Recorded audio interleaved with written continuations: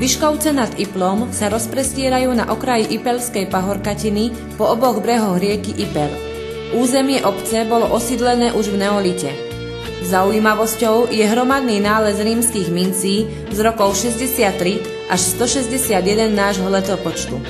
Prvá zmienka o Vyškovciach je z roku 1266. V roku 1303 tu na ľavom brehu Ipla, na mieste bývalého rímskeho tábora, Matúš Čák Trenčiansky vybudoval hrad. V tomto období mala obec mestské výsady.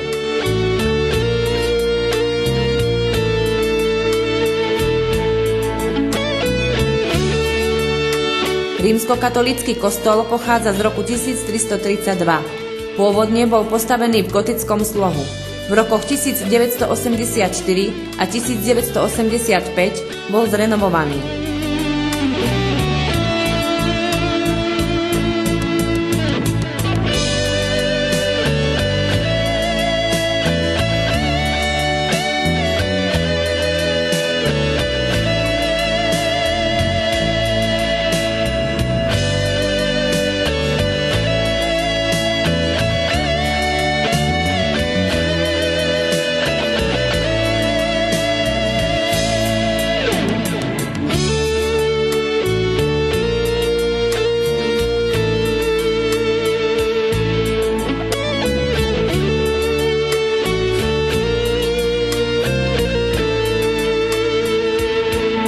V roku 1996 bol postavený nový most svätej Margity spájajúci brehy Ipla.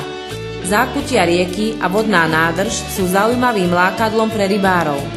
Pre poľovníkov slúži revír s veľkosťou 2000 hektárov.